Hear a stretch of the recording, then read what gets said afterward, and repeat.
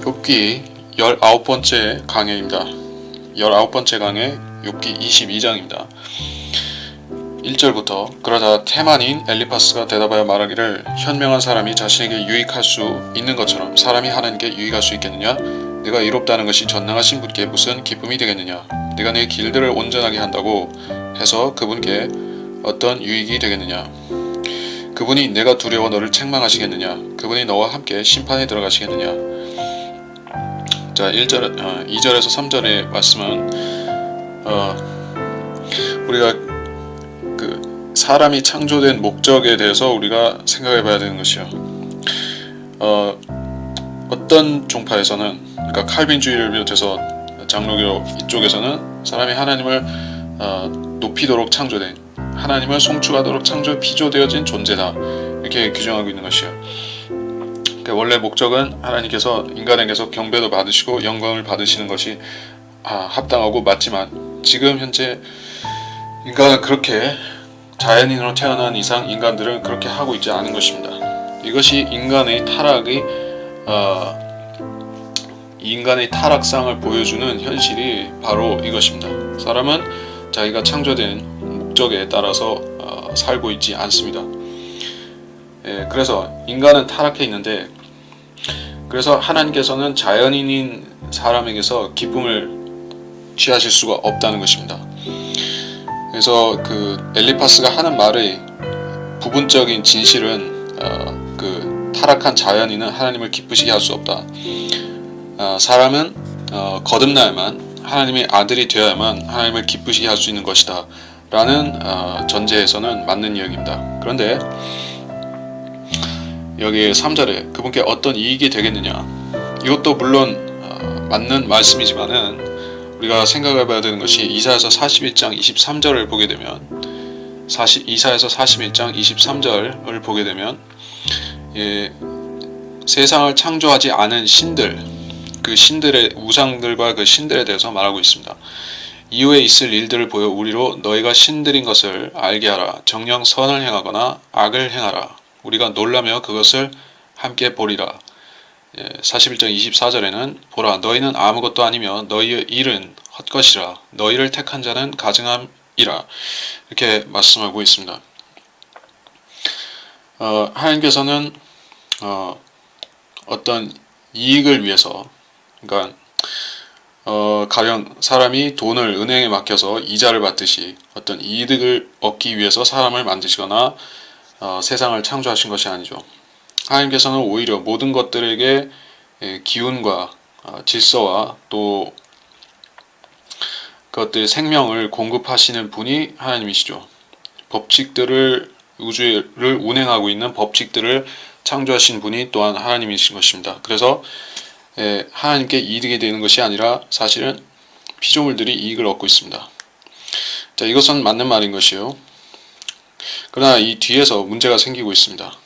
그 비난이 고조되면서 어떤 문제가 생기는가.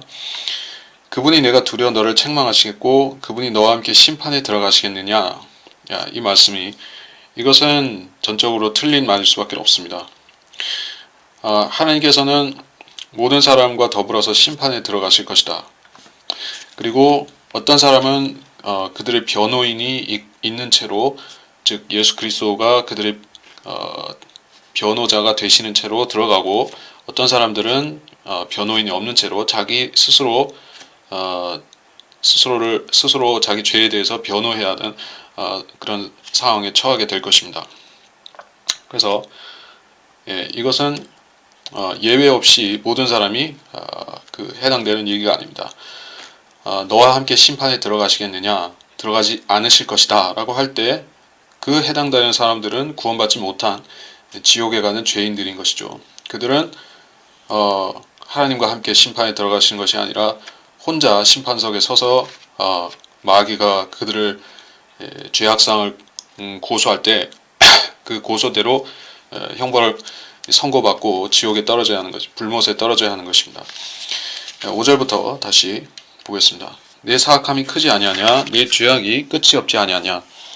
이는 내가 까닭없이 내 형제의 저당물을 취하고 헐벗은 자의 옷을 벗겼음이니 내가 곤비한 자에게 마실 물을 주지 않았고 배고픈 자에게 빵을 주지 않았도다. 그러나 권세 있는 자는 땅을 소유하였고 존귀한 자가 거기서 살았도다. 자, 이것은 순전히 모함이고 비방입니다. 내 사악함이 크지 아니하냐. 이것은 상상으로 추정으로 그렇게 말한 것입니다.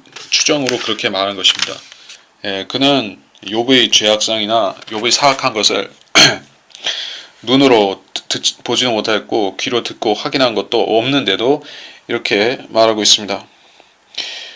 그래서 욥이 그 마귀처럼 살지 않았다면은 고통받지 않을 것이다. 악하게 살지 않았다면은 지금과 같은 까닭없는 재앙을 당할 수 있겠느냐 하는 질문을 하고 있는데, 물론 하나님께서는 이 생에서 사람들이 자기들의 행위에 따라 받는 모든 것들을 그 죄의 분량대로 또 의의 분량대로 정해서 이 현세에서 다 주시는 것이 아닌 것입니다.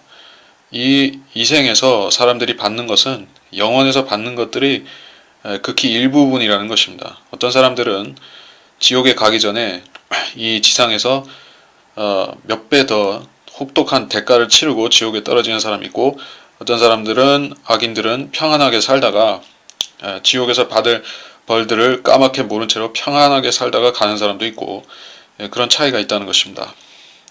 근데 모든 것을 일반화시켜서 이 지상에서 가난하고 헐벗고 굶주리고 또 병이 걸리고 고난을 당하면서 사는 사람이라면 그 사람은 복받지 못한 사람이고 하나님을 믿지 않는 사람이다. 소위 그 은사주의와 번영신학에서 가르치는 대로 예수 믿으면 부자가 된다라는 것은 엘리파스의 말과 같이 새빨간 거짓말이 되는 것입니다. 그래서 6절도 마찬가지로 욥은 이렇게 한 적이 없습니다. 7절에 곤비한 자에게 물을 주지 않고 빵을 주지 않았도다. 배고픈 자에게 빵을 주지 않았도다. 이것도 다 모략입니다. 근데 8절에서 하나의 역사적인 언급이 나옵니다. 그래서 권세 있는 자가 땅을 소유하고 존귀한 자가 살았다. 이 사람이 누구인가? 이 전반부와 후반부가 언급하는 사람이 틀린 것입니다. 같은 인물이지 않은 것이, 같은 인물일 수가 없는 것이, 앞부분에 권세 있는 자는 그 아브라함이 아닌 것입니다. 여기서 권세가 이 땅을 소유하는 권세를 말하기 때문에 어떤 왕국을 세웠다든지 통치자가 된 그러한 권세를 말하고 있는 것이요. 물론 이 시대, 욥의 시대에 뭐 파라오도 있었고 또 메소포타미아의 왕국들도 있었고, 그리고 왕들이 있었던 것은 사실이지만은 이 8절에서 말씀하고 있는 대상은 그 욥의 시대보다 한 시대 앞선 전대를 말하고 있는 것입니다. 그때라고 하면은 바로 아브라함 정도의 시대가 되는, 아브라함이나 그보다 좀 더 앞선 시대가 되는 것이요. 이 아브라함보다 좀 앞선 시대에 무슨 일이 있었냐면은 그때 메소포타미아의 시날 땅에 최초의 왕국이 생겼었죠. 인류가 구성한 최초의 왕국이 바로 바벨탑 사건의 주역인 그 시나을 땅의 고대 바빌론이었던 것입니다. 그 바벨탑을 세웠던 주인공 장본인이 바로 님롯이라고 하는 그 인물인데, 그가 바로 권세 있는 자인 것입니다. 그래서 그는 땅을 소유하였고 라고 나오죠. 반면 아브라함 같은 경우에는 땅을 소유하지 못하고 떠도는 그런 유목민 생활을 쭉 했었던 것입니다. 하나님께서 아브라함에게 내가 내게 보여줄 땅으로 가라고 말씀하셔서 아브라함은 카나안 땅으로 들어갔는데, 거기서 정작 그는 평생 동안 더부살이, 그 이방인들이 거기 그 땅을 차지하고 있는 족속들 사이에서 더부살이를 하는 삶을 살았던 것입니다. 순례자의 삶을 살았던 것인데, 그래서 그는 땅을 소유했다고 볼 수가 없죠. 그 존귀한 자였습니다. 또 아브라함은 그 당시에 가장 존귀한 자였었죠. 하나님께서 인정하시는, 또 사람들도 인정할 수밖에 없는 그러한 의인이었습니다. 그래서 거기서 살았도다 라고 여기 나오는 것은 분명히 그가 거기 완전히 정착하고 살았던 것이 아니라 예, 그 이동하면서 그 목축을 하면서 살았다는 그런 뜻으로 말하는 것이요. 그래서 여기 같은 한 구절에서 두 인물에 대해서 말씀하고 있는데 우리가 이를 통해서 욥기가 기록된 역사적인 연대에 대한 참고적인 사항도 알 수가 있습니다. 예. 자, 그걸 참고적으로 알 수 있고 한 가지 더 참고적으로 7절, 8절에서 말할 수 있는 것은 존귀한 자가 거기서 살았도다 라고 할 때 영어 킹제임스 성경에서는 The honorable man dwelt in it이라고 되어 있습니다. 제가 뭐 어떤 목사가 하는 얘기를 들어보니까 영어 킹제임스 성경에서 거하다라는 말을 두 가지로 뭐 물론 두 가지만 있는 것이 아니라 여러 가지 있지만은 그 중에서 두 가지를 집어내서 언급하면서 dwell이라는 개념은 아주 정착한다 하는 것이고 sojourn이라는 그런 단어가 있는데 그것은 그 유목 생활을 하면서 옮겨 다니는 식으로 잠시 산다 이런 뜻으로 쓴다고 말하는 걸 봤습니다. 이게 영어 같은 경우에는 그 의미가 상황에 따라서 아주 다양하고 그런 의미가 다양하다 보니까 혼동의 여지도 상당히 많습니다. 그래서 그 영어의 의미를 가지고 성경을 설명하려고 하고 거기 맞춰 가지고 그 본문의 의미까지 거기 부여하려고 하는 것은 상당히 오류의 여지가 굉장히 많은 것이에요. 그러니까 우리가 자국어로 된 하나님의 권위, 최종 권위, 말씀이 왜 우리한테 꼭 필요한 것인가 하면은 우리가 자신이 쓰는 한글로 하면은 혼동될 여지가 그래도 많이 줄어들죠. 물론 무식한 사람, 무지한 사람들을 못 배운 사람들은 한글조차도 오인해서 이상하게 해석할 수가 있고 그렇지만은 그래도 그 바른 하나님의 말씀, 한글 킹제임스 성경을 우리가 특별히 어떤 더러운 생각이나 그 숨은 의도를 가지고 왜곡하지 않는다면은 이 성경 말씀을 통해서는 이단 교리를 만들고 이런 일이 거의 없다는 얘기입니다. 한글 개역 성경에서 왜 수많은 이단들이 나올 수밖에 없는가 하면은 의미들이 모호하게 애매모호한 단어들을 아주 많이 썼기 때문입니다. 물론 하나님 말씀을 사탄이 고의적으로 변개시킨 부분들이 압도적으로 많은 것도 사실이지만은 거기에 더해서 굉장히 의미가 모호하게 쓰인 말들이 널려 있는 것이요. 그래서 개역 성경을 보다 보면은 사람이 생각이 왔다 갔다 하게 되는 것이죠. 의미를 잘 모르기 때문에 자기 상상대로 막 해석하는 경우가 빈번한 것입니다. 그래서 이단 교리들이 특히 많이 나온다 하는 것을 알아야 되겠습니다.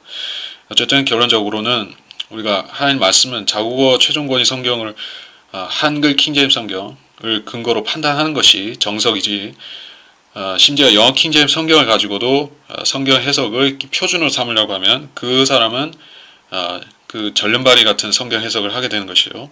그러지 말자 하는 것입니다. 9절 너는 과부들을 빈손으로 보냈고 압이 없는 자들의 팔을 꺾어두다. 그러므로 덫들이 너를 둘러있고 갑작스런 두려움이 너를 불안하게 하며 또한 어두움이 너로 볼 수 없게 하고 많은 물들이 너를 덮는도다. 하나님께서는 하늘의 높은 데에 계시지 아니하냐? 별들의 높음을 보라. 별들이 얼마나 높이 있는지. 그러나 내가 말하기를 하나님께서 어떻게 아시겠느냐? 그가 어두운 구름을 통하여 심판하실 수 있겠느냐? 짙은 구름이 그를 가리니 그가 보지 못하고 그는 하늘의 주위를 거니는도다. 하는구나. 덫들이 너를 둘러있고 갑작스러운 두려움이 너를 불안하게 하며 자 보십시오. 이것은 마치 그가 욥을 적그리스도와 같은 사람으로 간주해서 하나님께서 그를 개인적으로 대적하시고 그를 멸망시키기 위해서 포위하고 공격하는 이런 식으로 묘사를 하는 것입니다. 어두움이 너를 볼 수 없게 하고 많은 물들이 너를 덮는도다. 모두 마귀나 모두 사탄이나 적그리스도 혹은 거짓 선지자 같은 악인들이 받는 심판을 욥에게 덮어 씌우고 있는 것입니다. 이 12절에 하늘의 높은 데 계시지 아니하냐. 물론 하나님께서 하늘의 높은 데 계신 게 사실이죠. 근데 하나님께서 계신 하늘은 우리가 눈으로 볼 수 있는 이 둘째 하늘까지 공간을 말하는 것이 아닙니다. 사실 둘째 하늘이라는 이 공간, 즉 우주도 흑암으로 가득 채워져 있죠. 하나님께서 빛을 창조하시고 창세기 1장에서 하늘에 광명들을 두시고 큰 광명과 즉 태양과 작은 광명, 달과 별들과 이런 것들을 두셨지만 우주는 대부분 새카만 것이에요. 왜냐하면 하나님께서 이것을 그 장막으로 가려 놓으셨기 때문에 그 이스라엘의 성막에 광야에 있었던 그 성막에 보면 성막의 가죽이 그 덮고 있는 그 겉표면의 장막 가죽이 굉장히 두꺼운 것이요. 몇 센치는 넘어가는 그 한 10cm 몇 이상 넘어가는 엄청 두꺼운 그런 장막으로 덮여 있는 것입니다. 이게 마치 우주의 구조가 그와 같은 것이어서 사람은 그 달걀 속에 있는 것 같이 달걀 속에서 밖을 보려면은 이 껍질을 깨고 나오지 않으면 볼 수가 없죠. 예, 그런 달걀 속에 있는 병아리나 같은 모양으로 여기서 밖을 볼 수가 없는데 그 안에 그나마 점점이 그런 작은 광명들이 있어서 이 우주를 짐작만 어렴풋이 우주가 어떻게 생겼는가 하는 것을 짐작만 할 뿐입니다. 하나님께서는 하늘의 높은 데 계십니다. 셋째 하늘에 계시고 근데 별들보다도 더 하나님께서는 높이 계십니다. 여기서는 별들의 높음과 하나님이 계신 곳의 높음을 비교하고 있는 것을 알 수가 있습니다. 하나님께서 계신 곳은 별들보다 더 높이 있다. 성경은 이렇게 분명히 하나님께서는 하늘에 계신데 단순히 하늘이라는 곳은 어떤 영적인 개념으로서 영적 도덕적 이런 개념으로서만 존재하는 것이 아니라 하나의 그 관념적인 하늘이 있는 것이 아니라 실질적으로 하늘과 하늘들이 있다라고 성경은 말씀하고 있는 것이요. 이것이 사소한 것처럼 보일지 모르지만은 전혀 사소한 얘기가 아닙니다. 이것은 아주 중요한 진리인 것이요.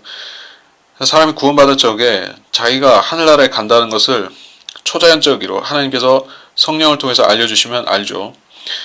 그래서 사람은 하늘나라의 소망을 품고 구원받은 이상 그 소망을 품고 살아가게 되는 것이요. 근데 우리 구원의 소망을 강화시키는 그런 하나님 말씀을 통해서 강화시키는 경우가 있고 또 하나님 말씀을 소홀히 여기고 저버리고 자기 멋대로 살면은 구원받은 사람이라 할지라도 소망이 흐릿해지고 자기가 어디서 와서 어디로 가는지 얼떨떨한 상태로 살다가 멍청하게 살다가 죽을 수도 있는 것이요.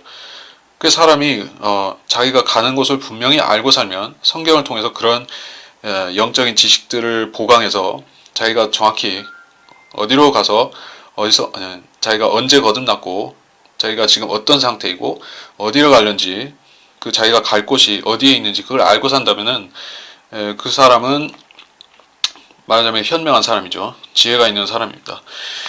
그래서 우리는 하늘이 높다는 것을 알아야 되고 하늘들이 높이 있다는 것 그리고 하나님의 보좌가 하늘들보다 높이 있다는 것을 우리는 알고 살아야 된다는 것입니다. 하나님의 보좌는 북쪽에 있고 그곳은 알파 드로코니스라고 별자리 이름까지 하나님께서 붙여놓으신 것이요. 그래서 사람은 누구나 죽지만은 죽은 사람들은 어디로 갔는가 그 혼이 어디로 갔는가 궁금해하지만 하나님께서는 그들의 혼을 구원받은 사람들의 혼을 지금 모두 셋째 하늘로 데려가시는 것이요. 셋째 하늘이 있다. 단순히 성경에서는 하늘 나라라고 했을 뿐만 아니라 셋째 하늘이고 또 시온산이고 새 예루살렘이고 이러한 여러 가지 명칭들로 그것을 또 낙원이라는 이름도 있고 여러 가지 명칭들로 이것을 말씀하고 있습니다. 그래서 우리는 성경을 확인해서 이런 장소들에 대해 알고 사는 것이 중요할 것입니다. 13절 하나님께서 어떻게 하시겠고 그가 어두운 구름을 통해 심판하실 수 있겠느냐. 그래서 어두운 구름이라는 것은 시내산에서 하나님께서 자신의 영광을 가리기 위해서 덮으셨던 산 위에 덮으셨던 그 구름과 같은 또는 주님께서 지상 재림하실 때 주님과 함께 2말 그 구름 심판의 구름 그런 구름들을 말하는 것입니다. 구름들은 빛나는 구름이라고 언급된 부분은 성경에서 하나님의 영광을 가리키는 것이요. 재림의 영광. 빛나는 구름.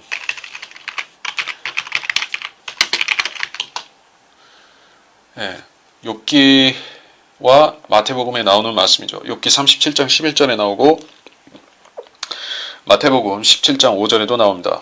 거기 보면 주님께서 재림하시는 것을 욥기 37장 11절에서는 약간의 상징적인 얘기로 했고 마태복음 17장 5절에서는 예표로서 보여주신 것입니다. 변화산 사건의 예표로서 보여주신 것이요. 그래서 하나님께서는 구름을 통해서 아래를 내려다보기도 하시고 또 구름을 통해서 심판하기도 하십니다. 만약 하나님께서 구름으로 자기의 혼을, 그러니까 하나님의 불멸하시는 성부 하나님의 실체를 구름으로 가리지 않으시면 사람은 하나님을 존재를 인지하지 못하겠죠. 그러니까 우리가 하나님을 인지할 수 있는 부분이 하나님의 어느 부분인가 하는 것을 말하는 것이요. 하나님께서는 사람이 영과 혼과 몸을 가진 것과 마찬가지로 하나님께서도 이 세 부분을 갖고 계신 것이에요. 사람은 영이 있고 혼이 있고 몸이 있죠. 하나님께도 성령이 있고 그 몸에 해당하는, 즉 가시적이고 만져질 수 있는 부분에 해당하는 예수 그리스도, 인간으로 오신 예수 그리스도가 계시고 또 볼 수도 없고 만질 수도 없고 느낄 수도 없는 불멸하는 존재인 혼이 있는 것입니다. 하나님께서 하나님의 보좌에 앉아 계시면은 사람들은 그 하나님께서는 투명하게 보이시기 때문에 보좌에 앉으신 분을 직접적으로 볼 수가 없고 어떤 빛과 같은 형체로만 볼 수가 있다는 것입니다. 그래서 하나님께서 성부, 성자, 성령으로 계시기 때문에 우리가 하나님의 모든 것을 인간에게 총합적으로 한 번에 보여주시는 분이 예수 그리스도인 것이요. 예수 그리스도는 보일 수 있고 만질 수 있고 느낄 수 있는 그러한 육신을 갖고 말씀 하나님으로 계셨다가 인간으로 오셔서 인간의 몸을 입으셨기 때문에 이제는 완전히 인간의 성정과 성품까지도 공유하시는 그러한 하나님이 되신, 그러니까 우리에게 가시적이고 만져지는 하나님이 되신 것이에요. 그래서 하나님의 보좌 우편에 계신 그 분이 우리한테 하나님을 계시해 주시는 분이다. 예수 그리스도가 그렇다 하는 것입니다. 그렇지 않으면 우리는 구름을 통해서만 하나님을 볼 수가 있습니다. 14절 짙은 구름이 그를 가리니 그가 보지 못하고 그는 하늘의 주위를 거니는도다 하는구나. 근데 여기서는 역설적으로 하나님께서 이 자신이 자신을 가리기 위해서 장막으로 친 그 구름 때문에 세상을 못 보시는구나. 약간의 그 욥이 허황된 생각을 하고 있다는 식으로 비방하는 말을, 비꼬는 말을 하고 있는 것이죠.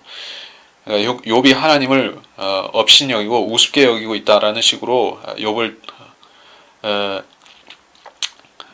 욥을 그렇게 폄하시키는 것입니다. 15절 너는 악인들이 밟던 옛 길을 지켜보았느냐? 그들은 갑자기 끊어졌고 그들의 기초는 큰 물에 휩쓸려 버렸도다. 그들이 하나님께 말하기를 우리를 떠나소서 하였으니 전능하신 분께서 그들을 위하여 무엇을 하실 수 있겠느냐? 그러나 그분은 좋은 것으로 그들의 집을 채웠지만 악인의 계획은 내게서 멀도다. 의인은 그것을 보고 기뻐하며 무죄한 자는 그들을 조롱하여 비웃는도다. 자, 15절에서는 악인들이 밟던 옛 길이라고 했습니다만은 이 13절에서부터 18절까지 말씀은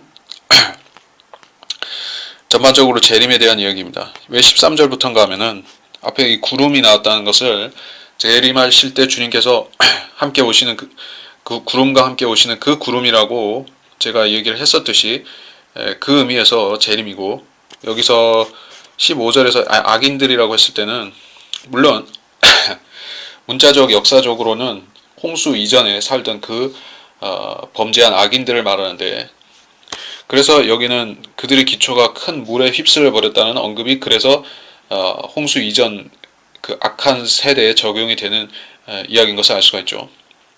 근데 왜 이것이 또 재림에 대해서도 이중 적용되는 사실인가 하는 것은 노아의 홍수 때 그 전에와 그 홍수 때 있었던 일이 대환란 때도 하나의 유사한 형태로 반복되기 때문에 그런 것입니다.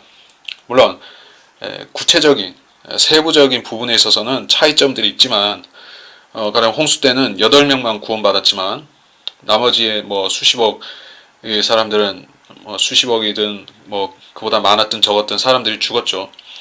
그러나 대환란 때는 수많은 사람들이 멸망하지만 또 수많은 사람들이 구원을 받고 또 살아남아서 천년왕국에 들어가는 민족들과 유대인들도 또한 있는 것입니다. 그러니까 모든 것이 100% 똑같은 건 아닙니다. 하지만 여기서 말했듯이 그 악인들이 밟았던 옛 길을 대홍수 때 그 전에 살던 악인들이 밟았던 옛 길을 대환란 때 악인들도 똑같이 밟게 될 것이다.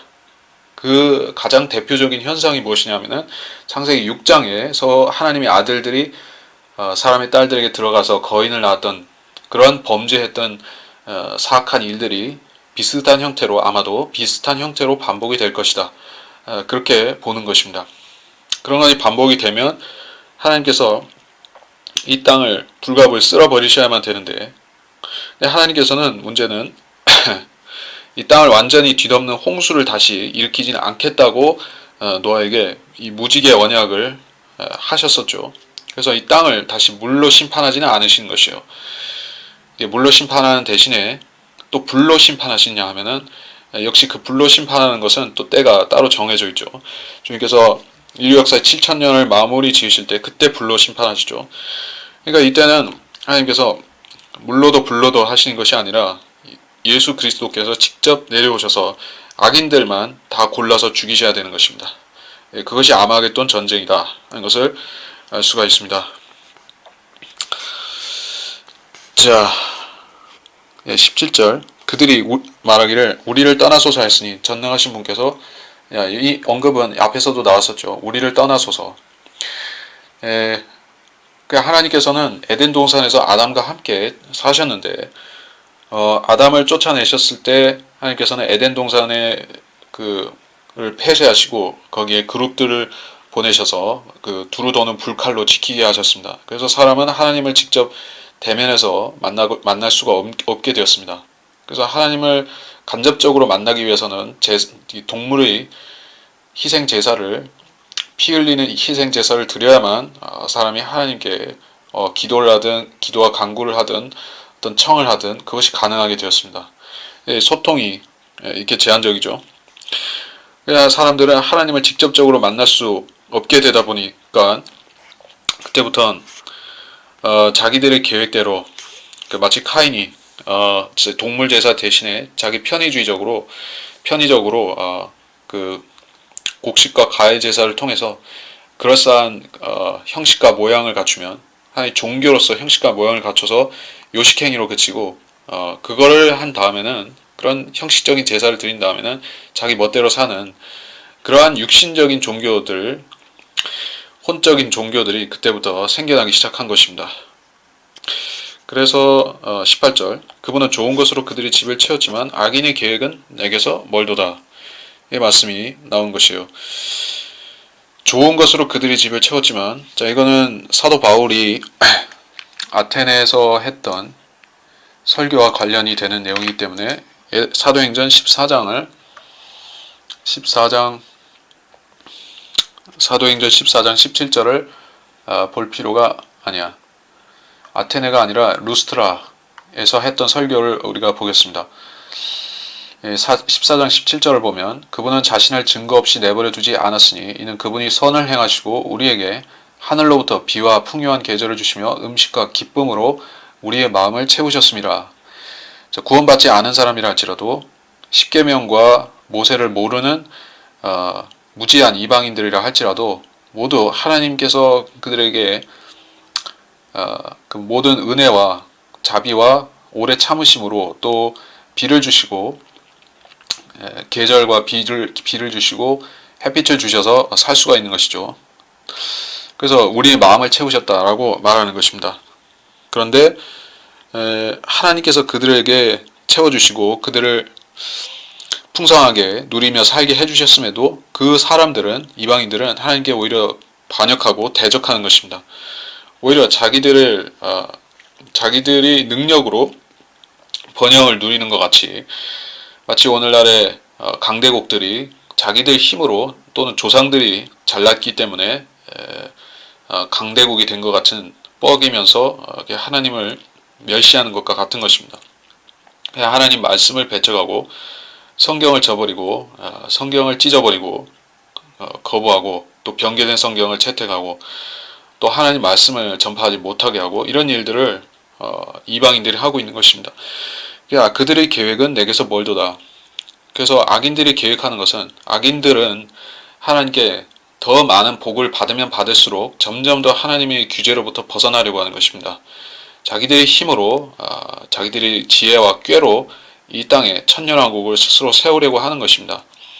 그것이 하나님 보실 때에는 그들의 계획이 허황되지만은 그 악인들 자신은 자기들이 가장 똑똑한 사람인 줄로 착각하는 것이요. 19절 의인은 그것을 보고 기뻐하며 무죄한 자는 그들을 조롱하며 비웃는도다. 자, 무죄한 자는 조롱하거나 비웃는 걸 못하느냐 뭐 할 수 있다는 것입니다. 대표적으로 예수 그리스도는 무죄한 분이셨죠. 의인이셨습니다.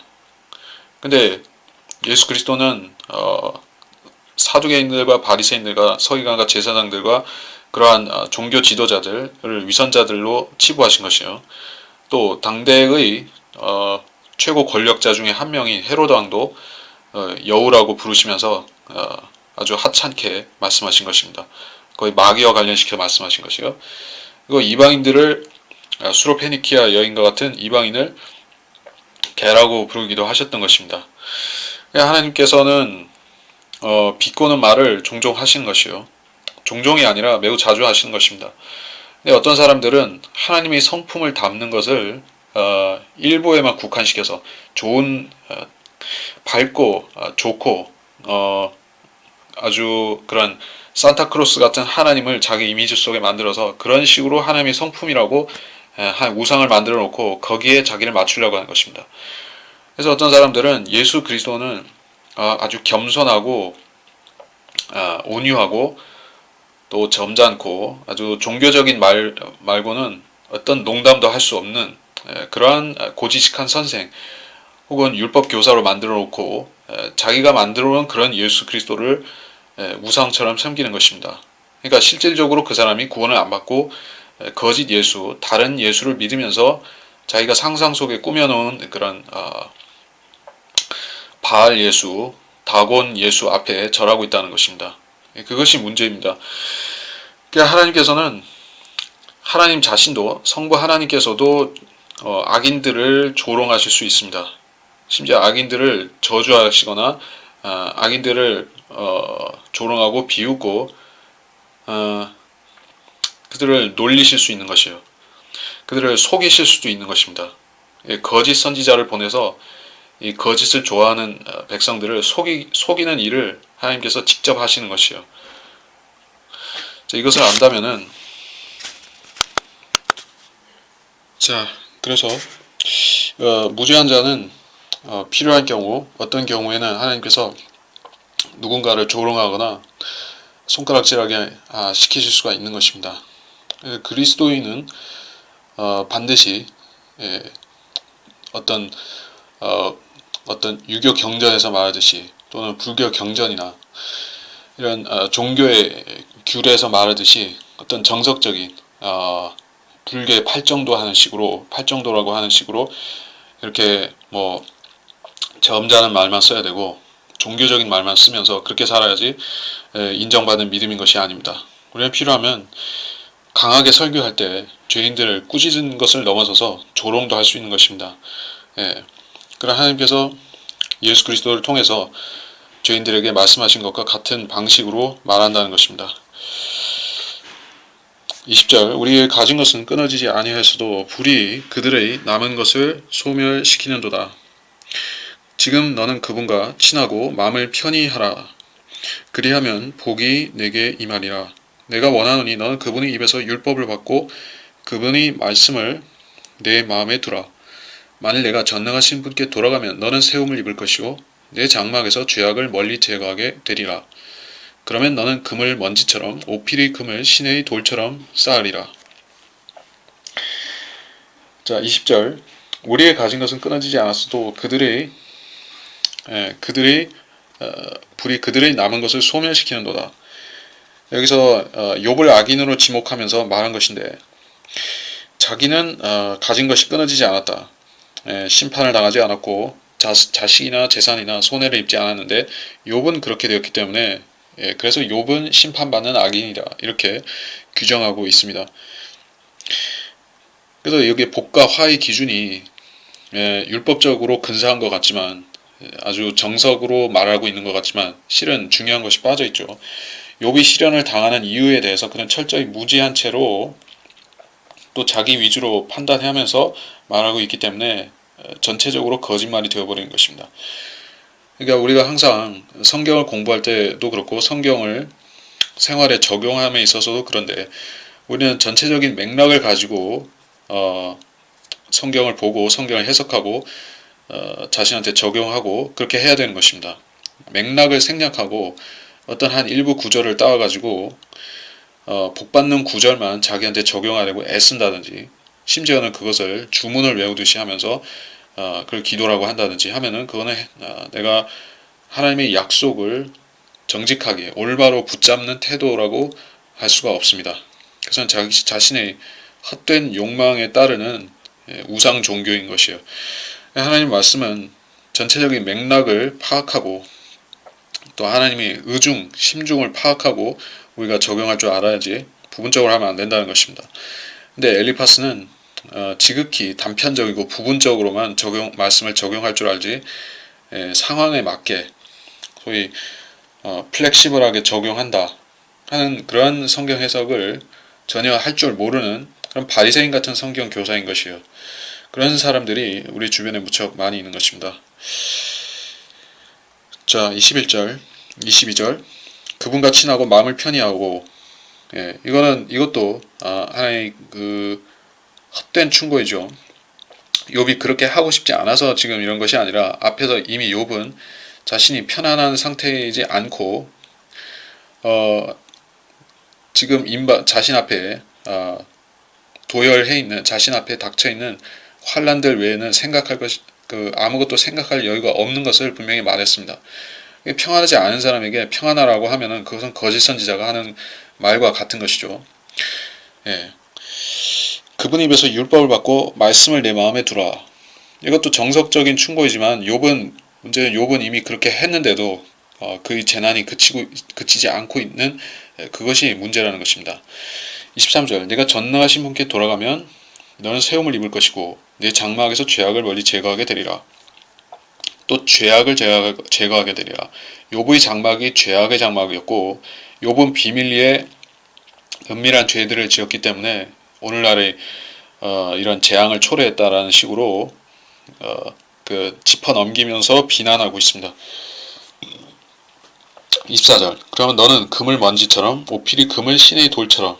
자, 이렇게 되는 그 어떤 박해받았던 욥과 같은 그 민족이, 이스라엘 남은 자들이 이런 복을 받게 되는 때가 언제 오는가? 그것이 천년왕국입니다. 천년왕국에 여러 가지 예표들이 있는데 그 중에서 열왕기상 10장을 보게 되면은 거기에 흥미로운 예표적인 사건이 나옵니다. 열왕기상 10장.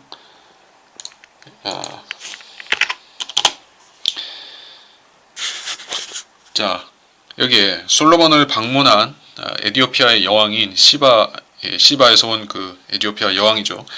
그냥 왔을 때 금을 가지고 곡물을 가지고 솔로몬을 찾아왔습니다. 솔로몬이 이 지상에서 가장 지혜로운 왕이었기 때문에, 또 가장 부유한 왕이었기 때문에 온 세상에서 솔로몬에게 사절을 보내서 지혜를 묻고 그렇게 공물을 바치고 했었던 것입니다. 이 솔로몬 왕이 이렇게 현명하고 하나님 안에서 공의를 행했던, 그 율법을 지키고 공의를 지켰던 그때가 바로 천년왕국 때 예수 그리스도의 의로운 통치, 그 유형에 해당이 되는 것입니다. 그래서 솔로몬이 나중에 모압 암몬 여인들과 또 여러 이방 여인들의 우상을 받아들여서 타락하면 그가 갑자기 적그리스도의 모형으로 변신하죠.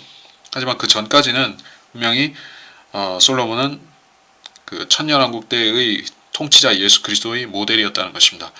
그래서 솔로몬이 많은 금을 헌납받은 것과 마찬가지로, 그래서 그 한 해 거둬들이는 금 수입이 666달란트가 되었을 정도로 그 극성기를 누렸었죠. 이스라엘 역사에서 금이 돌처럼 흔해진 것입니다. 여기도 문자적으로 똑같이 말하고 있습니다. 금을 시내의 돌처럼 쌓으리라. 그 10장 21절에 나오는 그 똑같은 말씀이죠. 솔로몬의 날에는 은이 아무 가치도 없었더라. 그 레바논 살림의 궁의 모든 그릇도 순금으로 만들었으며 솔로몬의 마시는 그릇들은 모두 금으로 만들었다. 이렇게 나옵니다. 자, 그래서 이게 천년왕국의 예표이고, 25절 전능하신 분께서 실로 전능하신 분께서 내 방어자가 되실 것이요 너는 풍부한 은을 가지리라. 자, 금과 은이 언급되었습니다. 자, 금은 신성을 가리킨다. 우리가 이것은 시편에도 나오고, 또 성막의 재료도 금이 사용되고, 성막의 그 성소와 지성소에 금이 사용되고, 성막의 바깥들에는 그 은으로 된 기둥으로 그 텐트 은으로 된 기둥으로 이 테두리를 치죠. 벽을 치는 것입니다. 그 은이라는 것은 여기서는 구속을 의미합니다. 이 금속이 구속을 의미한다. 죄들을 구속하는 것. 그래서 내 방어자가 되실 것이다. 그래서 풍부한 은을 가지리라 라는 언급과 방어자가 되신다, 변호하신다, 구속주가 되신다 하는 의미가 연결이 되는 것이요. 26절 네가 전능하신 분 안에서 기쁨을 갖게 될 것이고 내 얼굴을 하나님께 들게 되리라. 그러니까 이것은 실질적으로 욥이 회복될 때, 욥이 그 재난으로부터 회복될 때 문자적으로 이루어진 일이 되었습니다. 물론 엘리파스가 그것을 내다보고 한 말은 아닌데, 하나님께서는 사람이 의도치 않게 미래의 일들을 발설하게도 만드시는 것이요. 그런 일들은 역사적으로도 수없이 일어났고 성경에서도 일어나는 일입니다. 하나님께서는 믿지 않는 사람이 또 하나님을 대적하는 거짓 선자의 입을 통해서도, 발라암 같은 자의 입을 통해서도 참 예언들이 나오게 하시는 것이요. 그러나 참 선지자의 입에서 항상 참 예언이 나온 것과는 달리 거짓 선지자의 입은 일시적으로 하나님께서 쓰실 뿐인 것입니다. 그래서 쓴물에서 그 쓴물이 나오는 샘에서 단물이 나오지 않는 것과 마찬가지로 거짓말쟁이 입에서는 하나님께서 특별히 허용하시는 게 아닌 한 참말이 안 나오는 것입니다. 자, 27절 너는 그분께 내 기도를 드리니 그분께서 내게 들으시리라. 그리하면 내가 내 서원을 갚으리라. 서원을 갚으리라. 이것도 천년왕국과 분명히 관련된 구절입니다. 서원과 관련해서는 시편 72편 15절에도 나오고 스가랴서 18장 21절에도 나오며 또 기타 시편 141편 2절 기타 등에 나오는데, 그 중에서 우리가 신약에 해당되는 구절을 하나 찾아보면 마태복음 5장 3절에서 6절 사이를 찾아보겠습니다. 마태복음 5장 3절에서 마태복음 5장 3절에서 6절.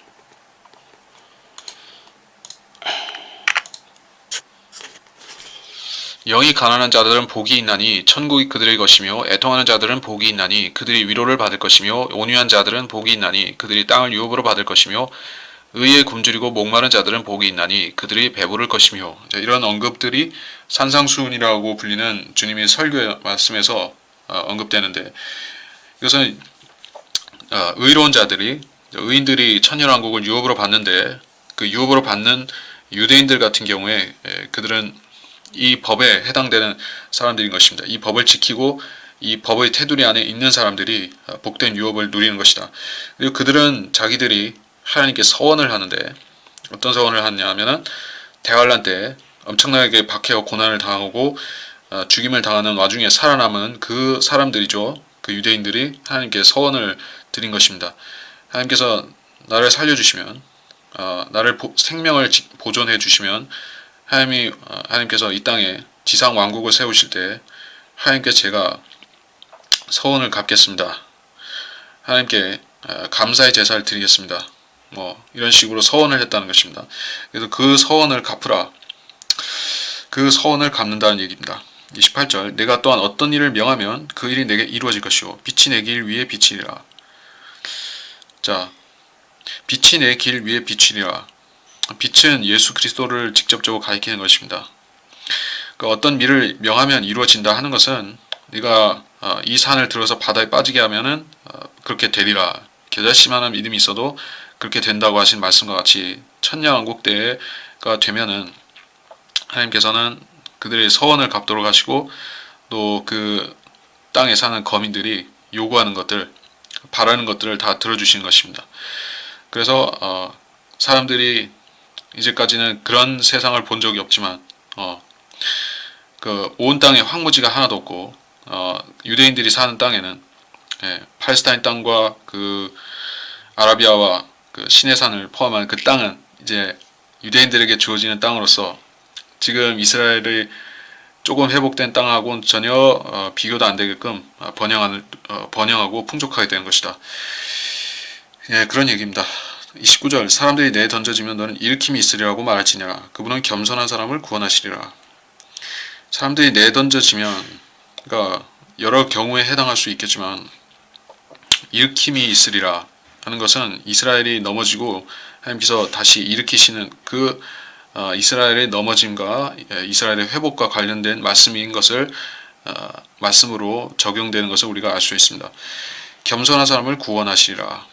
겸손하다, 온유하다, 가난하다 이 세 가지 말은 항상 산상수훈에서도 그렇고 대환란 교리에서도 같이 붙어 다니는 언급인 것입니다.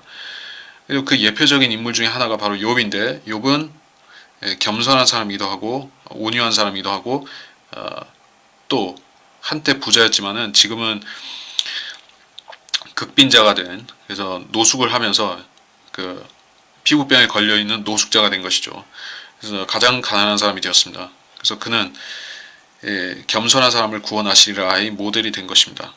결과적으로 엘리파스가 욥에게 요구하는 것은 틀렸지만 욥에게 회개하라든지 욥에게 엄청난 죄를 지었고 불의를 저질렀기 때문에 그걸 회개하라고 한 말 자체는 모함이지만은 하나님께서 욥을 회복시키실 때 분명히 욥은 자기가 받았던 것들이 2배를 누리게 되는 것입니다. 30절 그분은 무지한 자의 섬을 구해내시니 그것이 내 손의 깨끗함에 의해 구해냄을 받으리라.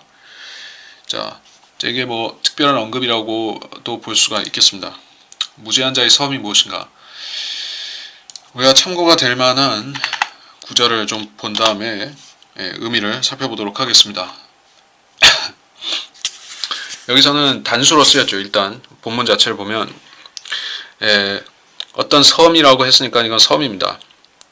그리고 그 섬은 네 손의 깨끗함에 의해 구해냄을 받으리라고 되어 있는 걸 봐서는 욥이 예표하는 바 유대인 대환란 때 유대인 남은 자들이 언급이 될 것인데 어떤 섬이 구원받는다는 얘기를 하고 있으니까 우리가 그 섬이 어떤 섬인지 생각해 봐야 되겠죠. 그걸 한번 찾아봐야 되겠습니다. 자, 성경이 말씀하는 섬들 한번 쭉 살펴본 다음에 보겠습니다. 창세기 10장에 보면 10장 5절에 민족들이 분기된 그런 언급이 나오는데 그 중에 10장 5절에 보면 이들에 의하여 이방의 섬들이 그들의 영토에서 나뉘었으니 즉 각자 그 방언에 따라 그들의 족속에 따라 그들의 민족들에 따라 나뉘었더라. 여기 섬들을 말씀하고 있는데 물론 직접적으로는 그 중동 인근에 있는 많은 섬들을 말할 수가 있겠지만은 더 확장된 개념으로서 말하자면은 영국이라든지 뭐 키프로스라든지 이런 섬 말고 영국이라든지 뭐 호주 이런 섬들도 결국은 다 해당이 되는 얘기죠. 물론 지금은 그린랜드 뭐 이런 곳에도 사람이 살고 있으니까 다 섬이죠. 하나님께서 섬들을 구원하신다는 말씀이 어디 나오냐면은 이사야 42장 4절에 그가 땅에 심판을 세우기까지는 쇠하거나 낙담하지 아니할 것이니 섬들이 그의 율법을 기다리리라. 주님께서 재림하시고 이 땅의 민족들의 심판을 가져오실 텐데, 섬들은 그때 구원받는 섬들이 있어서 그들이 주의 율법을 기다린다라고 했습니다. 우리가 마태복음 25장, 25장에 보면 그런 양과 염소 두 부류의 족속들이 그러니까 여러 민족들과 족속들 가운데 두 부류의 인간들로 나뉘는 것을 볼 수가 있죠. 어떤 사람들은 구원받는 자들이 있는데, 여기서 구원받는 사람들을 그들의 섬들, 이렇게 섬들이라고 표현했습니다. 이사야서 51장 5절에 내 의는 가깝고 내 구원이 나갔으니 내 팔이 백성을 심판하리라. 섬들이 나를 앙망하여 그들이 내 팔에 의지하리라. 역시 또 어떤 섬들을 말씀하고 있습니다. 섬이라고 안 했고 섬들이라고 했으니까 여러 섬들이 해당될 수가 있겠죠. 미국 그러니까 미주 대륙도 섬이라고 본다면은 그것도 해당이 될 수가 있겠고, 자, 이사야서 60장 9절에도 같은 언급이 나오지만 어쨌든 유사하기 때문에, 자, 그래서 하나님께서는 이스라엘 주변에 그 악한 이스라엘을 박해하고, 역사적으로도 그랬었고 재판관기에서부터 쭉 그 이스라엘 역대기 열왕기에서, 그리고 그 지금 신약 시대의 모슬렘들이 그 똑같이 하고 있는 것과 같은 그런 이스라엘 박해하는 자들을 주님께서는 분명히 멸하실 것입니다. 이집트도 심히 낮추셔서 아주 천한 나라가, 밑바닥 나라가 되게 만드시지만은 하나님께서 어떤 나라들, 어떤 섬들한테는 복을 주신다는 얘기예요. 이것은 하나의 추론이 될 수 있겠지만은, 가령 영국 같은 나라, 영국이 물론 식민 통치를 하고 해가 지지 않는 나라 영국을 건설하기 위해서 많은 착취와 또 사람들을 많이 죽였지만, 인도에서도 특히 많이 그런 일을 했었지만은, 하나님께서 그 나라에 빅토리아 여왕이라는 군주를, 성경대로 믿는 군주를 주셨죠. 그래서 그 나라가 번영을 누릴 수가 있었고, 그보다 앞서서는 하나님께서 그 나라에 하나님의 바른 말씀을, 필라델피아 시대를 거쳐서 오늘날까지 쭉 이어지는 하나님의 말씀, 하나님이 바른 말씀 킹제임스 성경을 영국의 킹제임스 왕에게 주셔서, 제임스 1세에게 주셔서 전수되게 하셨죠. 그런저런 일들이 영국을 통해서 있었기 때문에 하나님께서는 그 나라에게 아직까지도 완전히 복을 거두시지는 않은 것입니다. 하나님께서는 성경대로 믿는 사람들이 사는 섬들을 주님께서는 긍휼히 여기신 것이요. 자, 미국이라는 북미 미주 대륙이라는 섬에는 플로리다에도 그렇고 이 남부라든지 중부라든지 여기에 많은 바이블 빌리버 크리스찬들이 살고 있죠. 하나님께서 그 사람들을, 바이블 빌리버들을 불쌍히 여기시기 때문에 그 땅에 속히 심판을 안 가져오시는 것이 분명히 있는 것입니다. 수많은 나라들이, 모슬렘이라든지 또 불교, 힌두교 믿는 나라들에는 자연재해가 사이클론이라든지 지진, 화산, 엄청난 쓰나미라든지 끊이지 않는 것이죠. 가까운 일본만 해도 엄청난 재앙이 끊이지가 않습니다. 쉼 없이 지진과 화산과 이러한 것들로, 태풍으로 고통을 당하는 것을 볼 수가 있는데, 하나님께서 그들의 섬은, 일본과 같은 그런 섬은 왜 돌보지 않으시고, 하나님께서 의로운 자들의 섬은 재앙이 적게 하시는가, 재앙이 적게 일어나게 하시는가, 우리가 숙고해 볼 필요가 있다는 것입니다. 대환란 때에도 하나님께서는 특별히 하나님의 백성 이스라엘을 악하게 대하고 박해하는 그런 나쁜 족속들은 더 혹독하게 심판하실 것이고, 그들을 그래도 돌봐주고 괴롭히지 않는 자들에게는 심판을 덜 내리시거나 구원하실 것입니다. 그걸 알아야 될 것입니다. 해서 이번 22장 강의를 마치도록 하겠습니다.